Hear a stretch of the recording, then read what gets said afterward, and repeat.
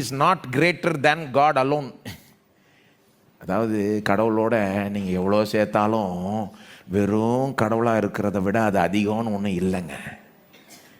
என்னங்க, வெறும் கடவுள் தான் இருக்கிறார் இந்த பக்கம், உங்களுக்கு இந்த பக்கம் கடவுள் ப்ளஸ் அதெல்லாம் இருக்குதுன்னா இது இதை விட பெருசுன்னு கிடையாதுங்க.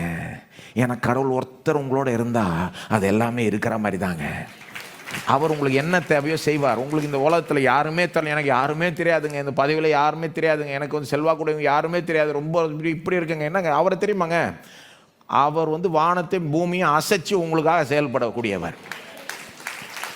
அப்போ நாம் எப்படி சிந்திக்கணும்? அவர் இருந்தால் எல்லாம் இருக்குது, அவர் இல்லைன்னா வேற எது இருந்தாலும் எதுவுமே இல்லை. அப்படி தான் நாம் சிந்திக்கணும்.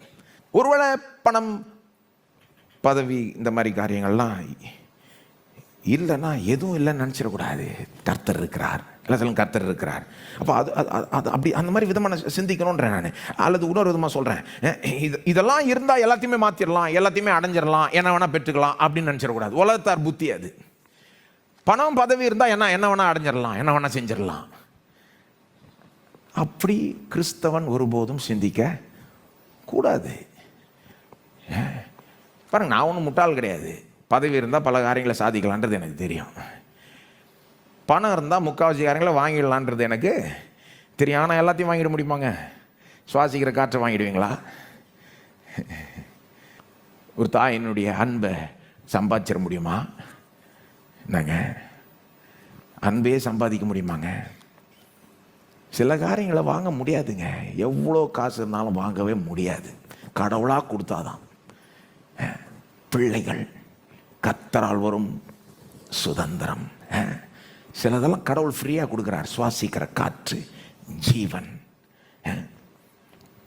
பிள்ளைகள், ரட்சிப்பு, இதெல்லாம் இந்த உலகத்தினுடைய வல்லமையான இது அதுவும் இருக்கிறதுனால ஒன்றும் இல்லை. கடவுள் இலவசமாக கிருபையாக கொடுக்கறதுனால தான் இருக்குது. அப்போது நான் என்ன சொல்ல வரேன், இது இருந்தால் எல்லாத்தையும் சாதிச்சிடலாம், எல்லாத்தையும் சம்பாதிச்சிடலாம், எல்லாத்தையும் என்ன வேணால் சாதிச்சிடலாம்னு நினைக்கிறது முட்டாள்தனம்.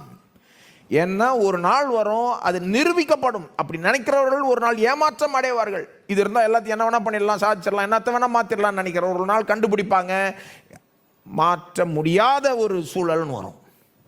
கடவுள் செய்யலைன்னா ஒன்றுமே முடியாதுன்ற ஒரு சூழல் வந்துவிடும். இப்போ கிறிஸ்தவர்களாக நாம் அந்த ஏமாற்றத்துக்குள்ளாக விழக்கூடாது இல்லையா? ஆனால் உலகம் எப்போவுமே அப்படி தான் பார்க்கும். பாருங்க, படிப்பு மட்டும் கொடுத்துட்டா எல்லாத்தையும் மாற்றிடலாம் அப்படின்வாங்க. படிப்பு கொடுத்துட்டா பல காரியங்களை மாற்றிடலாம், உண்மை.